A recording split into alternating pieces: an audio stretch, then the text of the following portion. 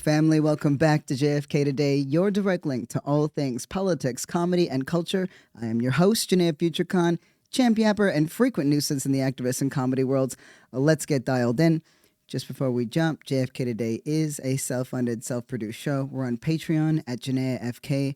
I am so grateful for all the support and for you just taking the time to listen. Okay. Yes, we are going to cover Trump's ugly immigration agenda and a couple other things from day one. But I'm about to say something very gay, so just stick with me. Do me a favor, right? Wherever you are, wherever you're hearing this, and if you're driving, do this when you get out of the car. Just drop your shoulders for me. Just drop them, right? Just let them hang and feel the weight of your arms. And when you feel that pull between your neck and your shoulders, just give that area a squeeze. You are still alive. You're alive, and everything is possible. So yes, it is tense out there. Yeah, I know. We're in this weird post-holiday, snow in Florida, fire in LA, Hail Hitler kind of in-between place that's highly speculative and highly charged. Right? We don't know exactly what's coming, but we know that things are coming, right? And we got this. We got this. You are not alone. There are always gaps and holes in their strategies, how they attempt to enforce these executive orders, right? That's when we start to move. That's when we see the gaps. That's when we start to actualize. Right now, we're information gathering, right? I do need to get into the quick hits, though, because I feel some kind of way, but I feel so strongly about this. You know that thing that happens where I guess there's like an auto follow when there's a changeover of regimes, which now feels the appropriate thing to say? Well, I ended up auto following JD Vance, that raggedy bitch, right? IG made me follow JD Vance. You are not hot enough to be on Instagram, sir. You gotta go. Like, you belong on Rumble. You belong on Truth Out or wherever the other rats are, right? Like, you belong in the liminal space between the couch cushions you defiled, you dirty bitch. You want me to follow you on IG? You want my little transgender, he, him, they, them eyes on you? You pervert. I wondered why my couches trembled when I walked through the living room. And then I realized what it was. They knew. They felt the auto follow and they were terrified, right? Like, West Elm just shivers. Just shivers. If they just know he's afoot. Anyway, we've had to, it's like day one and there was a Nazi salute.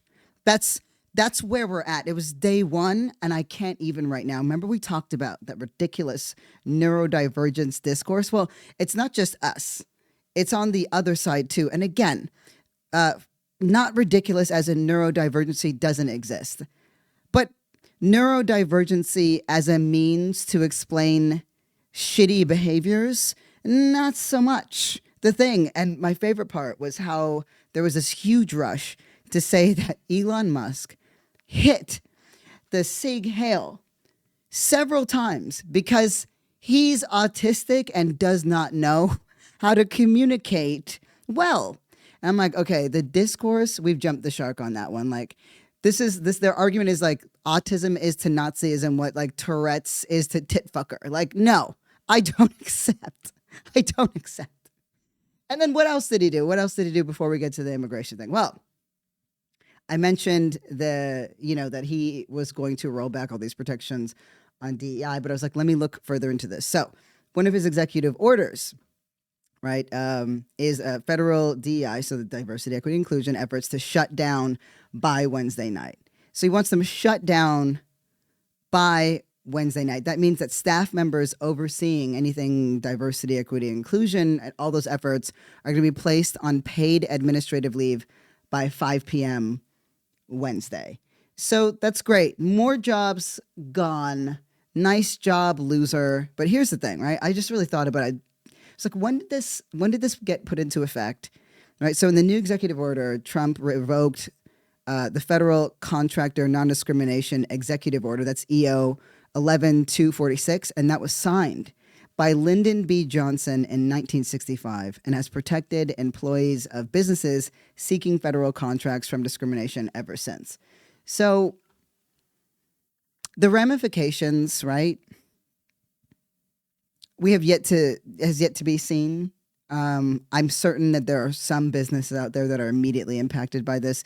Much of what we see, there's going to be both immediate impact and then long-term impact, and we have to figure out which is which as time goes on. But I'm just going to say this, right? There's only one minority group that's dangerous. That's a danger to progress, to stability and quality of life. And that minority group is billionaires. You know, like the ball lickers and bootlickers that are currently running this country. So it's great. It's like, while the extremely rich get richer, right? They hyper focus their conservative right wing base on cultural issues, right? So that not on class issues, not on healthcare, not on education, but cultural issues like trans identities and DEI, while stealing your future right before your eyes. That's who they voted for. The extent to which, have I said that twice now? This is what happens when I'm recording late. I too had focus troubles today, and I took Sula for a walk, and like did some brainwave stuff, and it helped. I don't know if that's useful to you all. I had to mask up because, you know, air quality out here, but I'm so annoyed. I'm just like, because we're in this liminal space, a lot of what Trump is saying and doing, a lot of these executive orders, right? Like some of them are just nonsense, like his order to rename the Gulf of Mexico. So it's been referred to the Gulf of Mexico for 353 years, right? He wants to call it the Gulf of America. And I'm like, listen, nigga, since you're doing stupid shit and fixing non-broken stuff, can you please tell Microsoft to stop saving things to OneDrive? Where is it? I don't want it there. I want it on my desktop.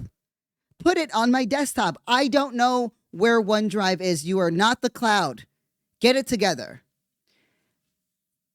If you or people you know are like, well, maybe it's a lot of hyperbole. Let's just wait and see with this, you know, with Trump and his hate speech and the Nazism, and maybe it was a Roman salute, whatever the fuck that is, right? Maybe. I just, first of all, no. But let me play this clip, right? It's from Reverend Marianne Edgar Budd. And I mean, I knew that this woman was like going to bring on some gangster, because I'm like, you got that whole Elizabeth Warren vibe, and those white women get shit done. Liz still got good knees. I still imagine what future and what country we could have had with a Warren or a Sanders at the helm. But that's okay. Let me play this clip right now from this bishop who made an impassioned plea to Donald Trump about this. Now, I'm trying this like screen share shit, so just give me a second while I pull this up, because y'all know I don't know what the hell I'm doing. Okay, great. This is just for the people watching on YouTube. Great. I got it. All right, let me play this clip for you right quick.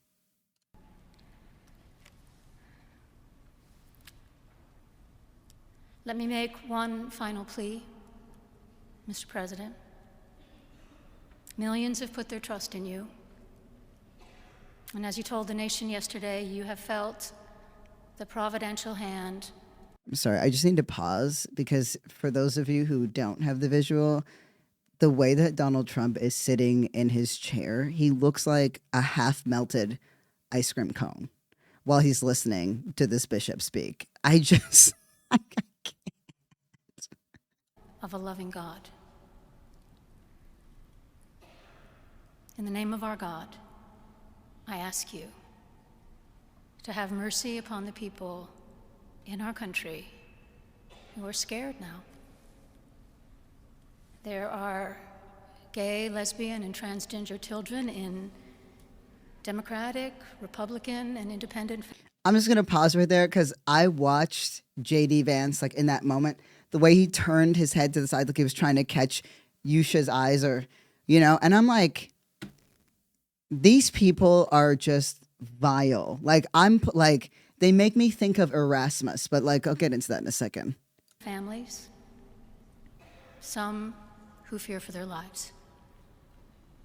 And the people who pick our crops and clean our office buildings, who labor in poultry farms and meat packing plants, who wash the dishes after we eat in restaurants and work the night shifts in hospitals, they may not be citizens or have the proper documentation, but the vast majority of immigrants are not criminals. They pay taxes and are good neighbors. They are faithful members of our churches and mosques, synagogues, wadara, and temples. I ask you to have mercy, Mr. President, on those in our communities whose children fear that their parents will be taken away, and that you help those who are fleeing war zones and persecution in their own lands to find compassion and welcome here. Our God teaches us that we are to be merciful to the stranger, for we were all once strangers in this land. I don't usually feel compelled to play, you know, this out to completion, right? But this was just a really succinct, emotional, humanist position, right? Like, this is really wonderful. And it was played on media all over the place. And you'd think, okay, this means something. This is going to go somewhere. You know, there was a point in time where Donald Trump was open to these kinds of petitions and pleas. This is his response to it. I just want to be very clear about where we are in America, right? So this is his response to it. The so-called bishop who spoke at the National Prayer Service, the so-called bishop, I'm just like, that's all right. Sure, the so-called bishop who spoke at the National Prayer Service on Tuesday morning was a radical left hardline Trump hater. Like, do you know how corny and goofy you have to sound to like make this, like to make that a thing? She brought her church into the world of politics in a very ungracious way. She was nasty in tone and not compelling or smart. She failed to mention the large number of illegal migrants that came into our country and killed people. This is unilaterally false, right? This is unilaterally false. And for the record, to say that she brought the church into the world of politics, the entire GOP is trying to turn America into a fascist theocracy. Let's just be really, really clear about this. So this is what we're going to be dealing with. Like, that whole migrant crime wave is a lie, right? So he goes, many were deposited from jails and mental institutions. It is a giant crime wave that is taking place in the USA. Apart from her inappropriate statements, the service was a very boring and uninspiring one. She's like, nigga, you played the Village People at your inauguration. Please. I mean, there was a man standing in assless chaps while you wore your plum tie. Nobody can take you seriously right now. Apart from her inappropriate statements, the service is very boring. Oh, I read that already. She is not very good at her job. She and her church owe the public an apology. So if there's folks out there who have any doubt that this is what we are dealing with, that this is the type of presidency candidate, this is not 2017, 2016, where 2018, where we're like, okay, Trump can be appealed to with a certain level of disgust or outrage. He has actually said multiple times, I learned from my last run. And I'm making changes to ensure that I get to do it exactly the way that I want. And this is why I want to remind us of Patti LuPone, who understands exactly the agenda that we need right now. Let me play Patti to remind us of who the F we are. Why should President Trump come see your show? Well, I hope he doesn't, because I won't perform if he does. Really? Really. Tell me why. Because I hate the motherfucker. How's that? That's right. That's right. That's absolutely right. More Lapone. And what will be the best thing to come out of this pandemic? First of all, Donald Trump out the fucking door with the clowns in the clown car. And I've been saying this now forever. That was a little quiet. It's like Donald Trump out the fucking door with the clowns in the clown car. As only she could. She said as only she could. Whoever intended to dumb down the citizens of America have done a fantastic job. We are dumb as shit. We're talking backstage. He has always been a page 6 joke in this country. Yeah. I mean, the city, rather. Right. Always been a page 6 joke. Yeah. What happened? Exactly. That he is where he is right now. Know him. Yeah, exactly. Not everyone knows page 6. Yeah. Maybe don't work. What do you think of Trump? He's a ass mother asshole. Thank you. He is a nut, and he should be. He's certifiably insane, and he has compromised this country, and it is tantamount to treason what he just did. And why are we not doing anything about it? Why is it taking so long? What the is going on in this country? Twerking. That's what I think of Trump. Okay. I bring this up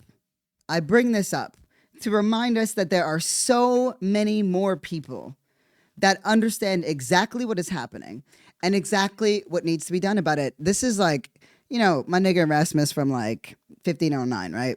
He said the less talent they have, the more pride, vanity, and arrogance they have. All these fools, however, find other fools who applaud them. So our job is to find the gangsters. Our job is to find the people who know what's up, who understand the agenda, who understand our work in it. I want to play really quickly this clip from AOC, right?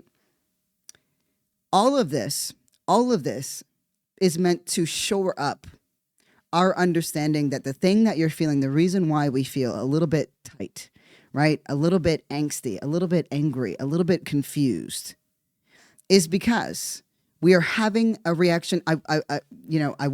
There's a word that you might be feeling that has a very negative connotation attached to it, right? Bitter. And this word is one that has a very misogynist undertone, right? And I've sat with that because here's the thing. There's a part of me that does feel a little bit bitter about where we are. Let me tell you the definition of bitter, right? Angry, hurt, or resentful because of one's bad experience or a sense of unjust treatment or injustice, right? So there's some people out there, some of you who might be listening, who are feeling hopeful or confused or scared or bitter. All of these are the right responses. It's going to be one hell of a fucking ride, but there are more of us who understand the energy we need to bring and what we have to do. So, forgive me for spending time on this episode before we get into the dog shit of his migrant agenda to shore up our sense of possibility, our belief. Because if I felt for a moment, that there would not be resistance every step of the way from us against this bullshit, I wouldn't be here yapping at you at 3 a.m. I really couldn't concentrate today. It's like too much. I went to an open mic and it was just a bunch of like, the kind of like mics where I'm like, look, I just need you to talk to your brother because what you're bringing on stage is not it. Anyway. I want to play this clip really briefly by AOC. And then we're going to break down some of this bullshit migrant policy and the steps and the gaps that are already being met with resistance as Trump attempts to see through his very, very ugly agenda against migrants. Here's a little bit from AOC. Let me turn that screen share back on. Here we go. You're going to do a Sig Heil? You're going to do a Hail Hitler? Or their rebrand a Roman salute? From behind the presidential seal of the United States of America? It's on.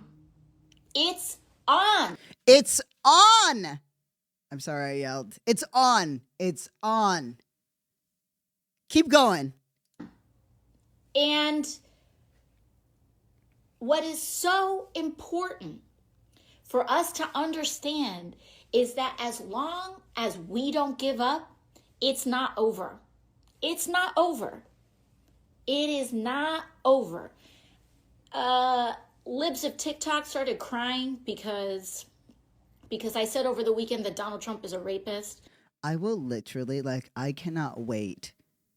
I cannot wait to slap up that vanilla wafer one day. Like, I will detransition immediately. Immediately. Like, supercharge the estrogen to make it fair, because I know how to fight. And they went on Twitter and they went, oh, boo hoo hoo. And I said, basically, F you, cry more. I don't give a shit. Like, you want to support a rapist? That's on you. That's on you. But I don't. And they wanted to call in all of these threats into my office and all this other stuff. I don't give a damn. I don't give a damn. When I tell you that this is the energy that we need to have, this is it.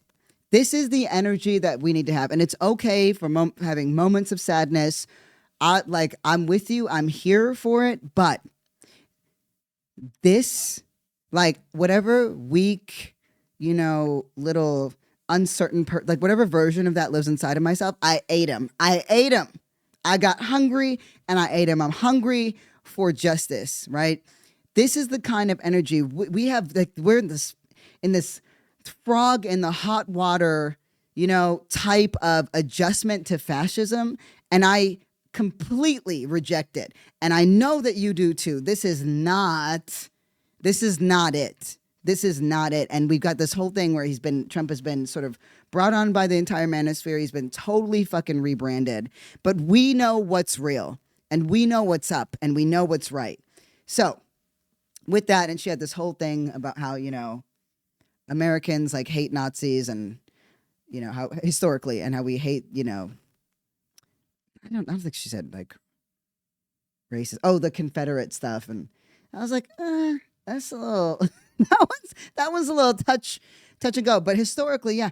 And she was like, I don't know if it's like that today, but here's the thing, right?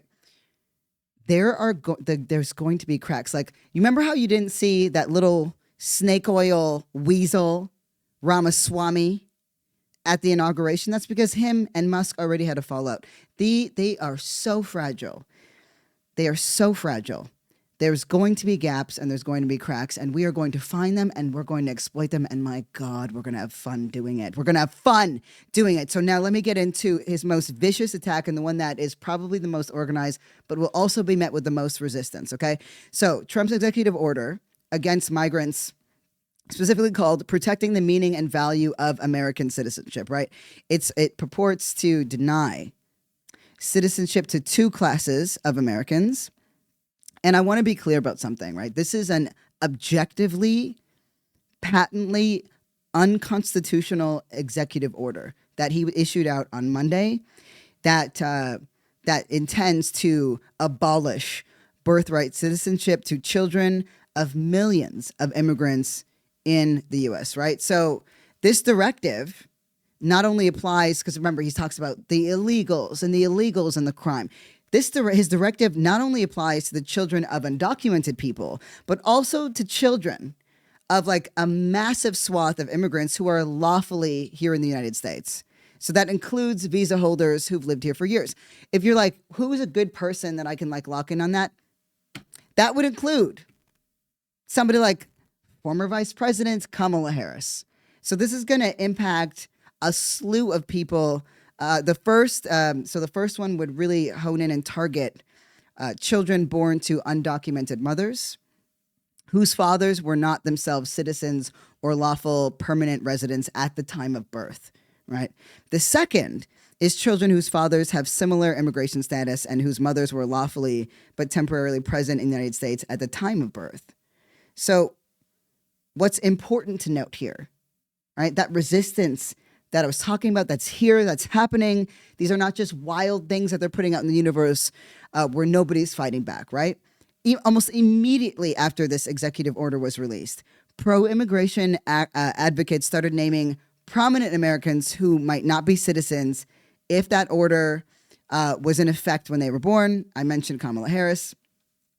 And, right, civil rights groups like the ACLU, have already filed a lawsuit. They have already filed a lawsuit seeking a court order blocking Trump's executive order, like immediately. So,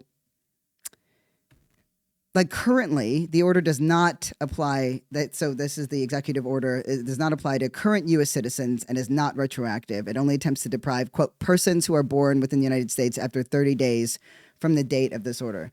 It's like,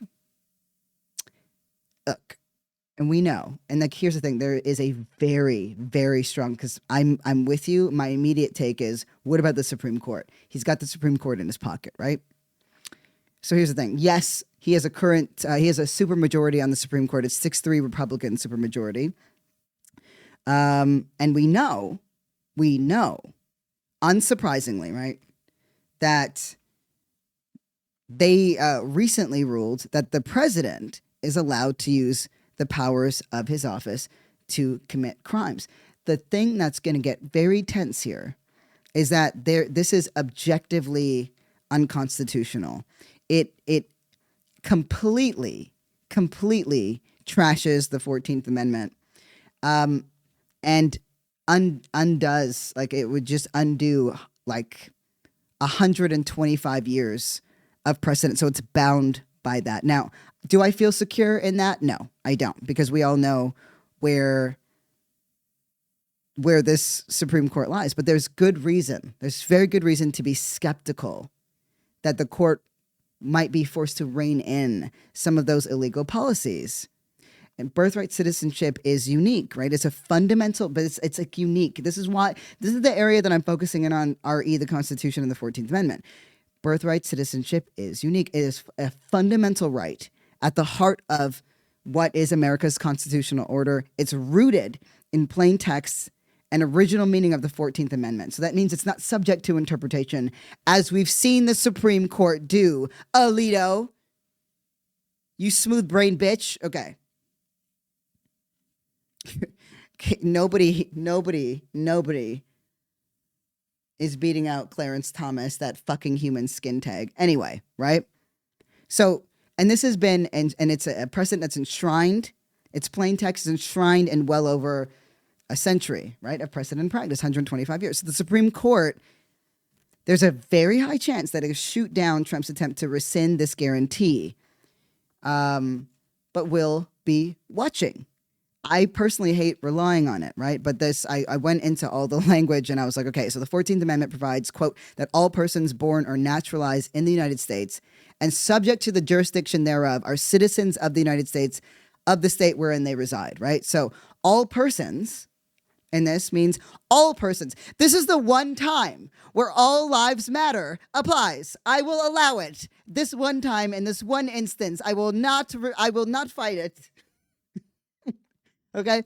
So this includes people with 2 non-citizen parents, right? Or even people with 2 parents who are undocumented immigrants. So basically, if someone is present in the U.S. at birth, they are subject to the country's laws. This is where this really matters, right? So they're therefore under U.S. jurisdiction, and according to the very clear language of the 14th Amendment, they have a right to birthright citizenship. So Trump's executive order would posit that many children of immigrants aren't under U.S. jurisdiction. You see what I'm saying? So they would not be subject to America's laws. That would create a huge problem for the government if that claim was correct, right? Because they would be free then to ignore U.S. laws, and that would be unlawful for the government to arrest, detain, or deport them. That's a question. What is that called? A catch-22? That's what that is. So this is why, and I'm sorry I had to get into the nitty-gritty, but I was doing a lot of research today on this, right? Because low-key, I'm comparing this to how Hitler was able to dismantle democracy in 53 days. So I'm doing a juxtaposition. This is key, right? It's why, for that reason that I just laid out, this is why Trump's birthright citizenship order it never makes a legal argument justifying Trump's decision to defy this pretty much universally accepted interpretation of the Constitution that we know was embraced by the Supreme Court over a century ago, or nearly, right? Whatever it was I said. This is very significant. So instead of making a legal argument, which it can't because it would put its own government in a useless position. So it's, instead of, it simply declares like that the 14th Amendment would have, the 14th Amendment has never been interpreted to extend citizenship universally to everyone born within the United States. So that's technically true because children of diplomats do exist. Thanks Fox for like pointing that out. But then the lists the categories of U.S. citizens Trump wishes to target. So to uphold that executive order, right? This like ancient right at the heart of this constitutional liberty. It just goes far beyond the pale. That doesn't mean that they won't do it, right? But this would impact people with H-1B visas, temporary protected status, DACA, and others who have long resided in the U.S. So they would all fall under this category. So, I mean, I seem to recall there was a huge debate about H-1B visas because that's literally what's keeping this whole tech scam alive. So the offspring of those folks would never receive citizenship. And low key, that's partially why Vivek Ramaswamy had a falling out with a huge swath of conservatives. Obviously, Musk wants to run things by himself, but his position on that ruffled a lot of feathers there. There's going to be a lot more feathers ruffled. And we know what to do with that. Like, let me tell you something. You know what kind of allyship I want right now? Like when I'm thinking about how I'm going to show up for how we're all going to show up for each other and what that looks like right now. Because I know there's a lot of people like, well, what do we do? How do we show up? You know, do you remember in Jersey Shore, right? You remember in Jersey Shore when some bird in the club called Snooki fat and then JWoww heard it and then fought that girl in the club? And then when Snooki was like, what happened? What happened? Like, why did you fight that girl? JWoww was like, she called us fat. That is what I'm about right now. That's what we're about right now. Because let me tell you something. Donald Trump just like did this whole thing where he was like, going to call it the largest AI infrastructure project in history. And this, I mean, y'all know how I feel about this whole AI thing. That was a good bit that I did. But like, no, like, I just will say this, that's its own breakdown.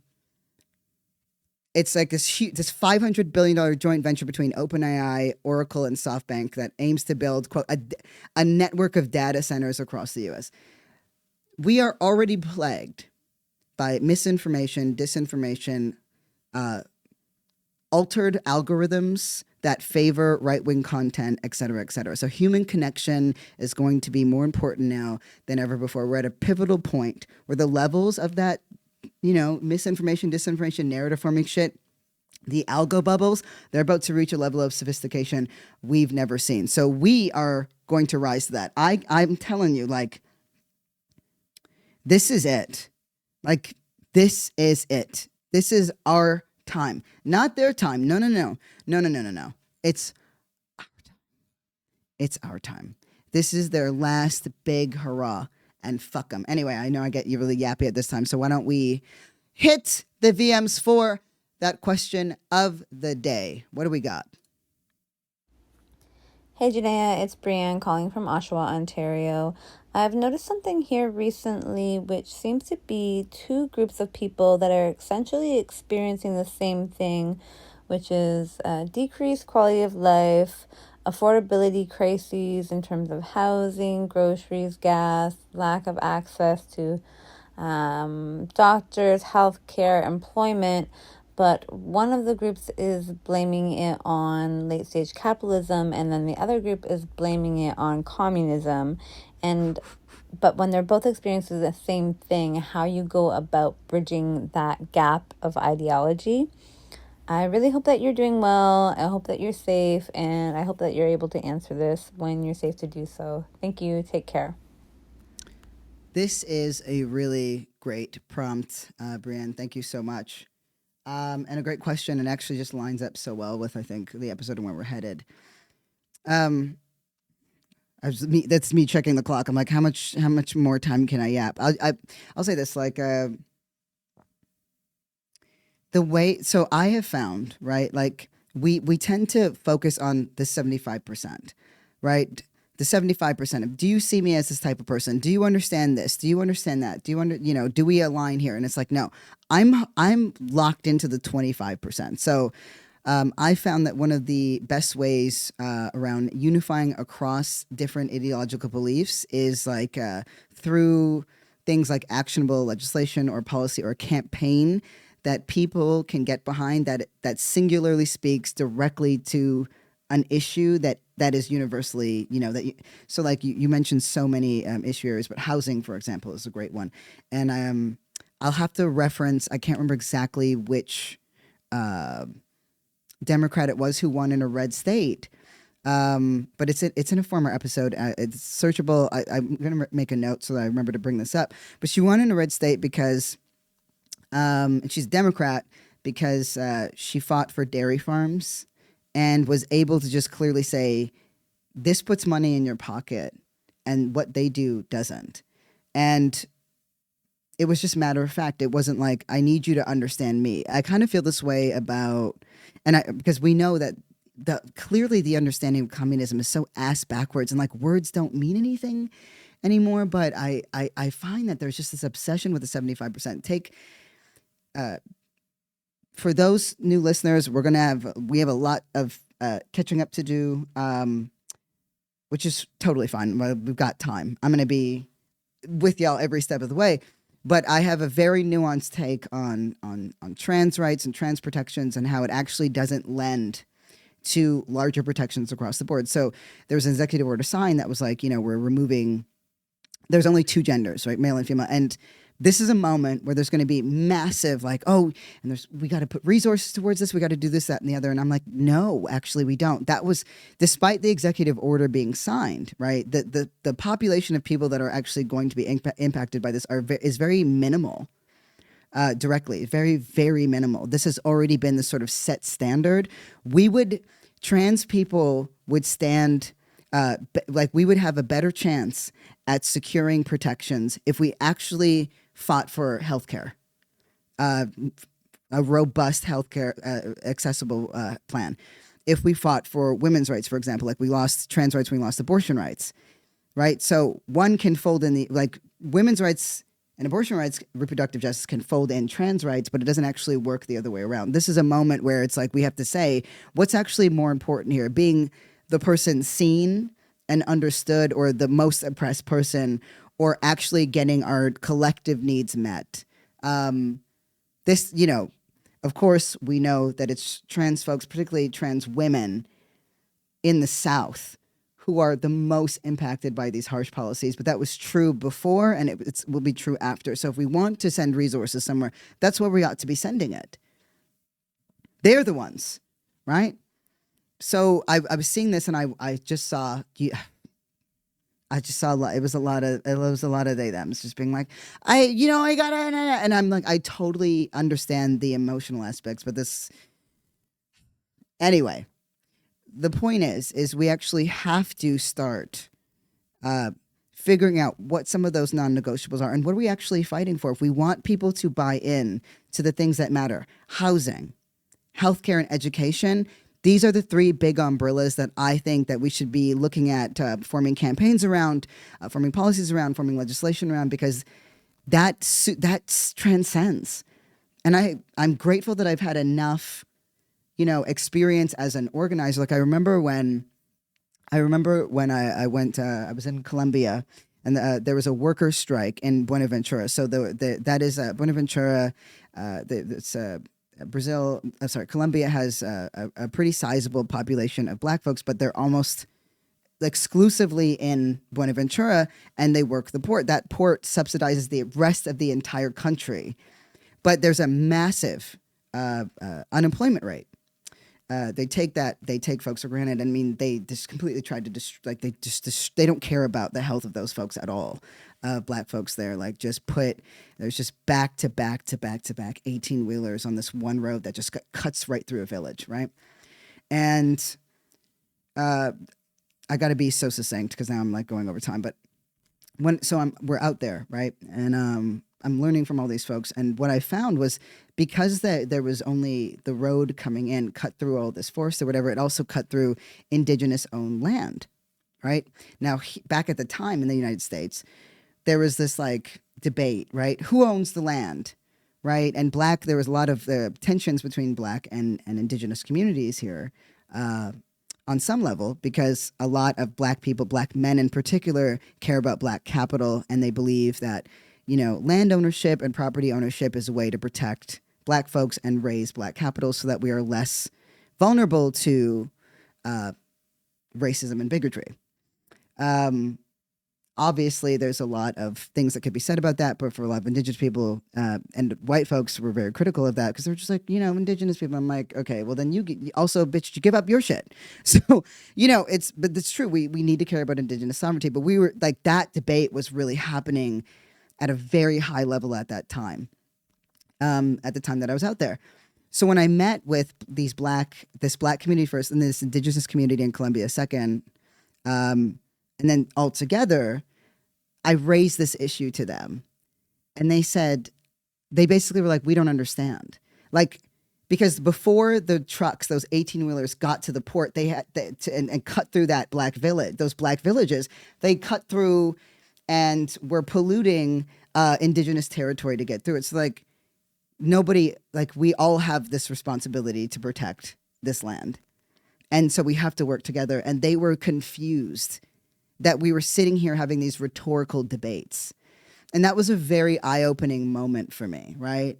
And I was able to bring that sort of understanding to places like Standing Rock, in having a longer relationship because I was in Standing Rock before I was in Colombia. But even then, just understanding the different ways that people had responded to those movements, protester versus protector, and that positioning of us versus them, and how it's a very flawed logic. So that to me is key. It's pivotal to how we win. I think healthcare, education, and housing are going to, and let's throw in labor, raising the federal minimum wage, whatever it is. If we can just build that 25% of trust, understanding that betrayal is going to happen, right? Having some bandwidth for that, for all the ways that we've been misinformed about each other, that's how we fucking win.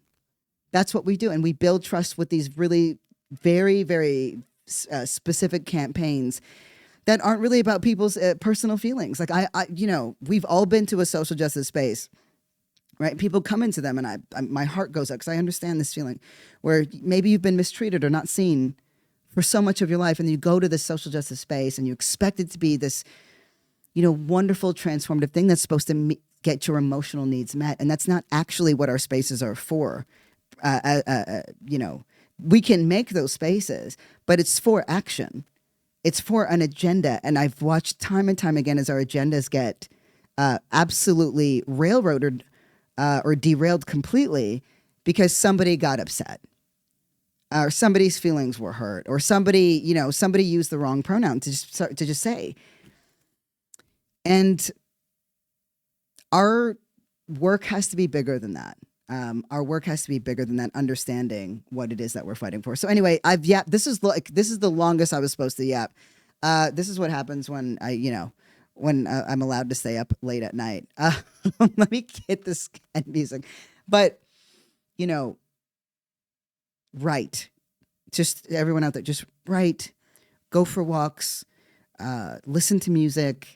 I played fucking Florence and the Machine so loud today. Like, we just go off, right? Whatever we got to do while we're in this weird speculative, highly charged moment, right? Where there's all these threats, but the activation point hasn't happened. You are not alone, right? We're going to corrupt everything with all of our social justice nonsense. I am here for it, and I'm here for you.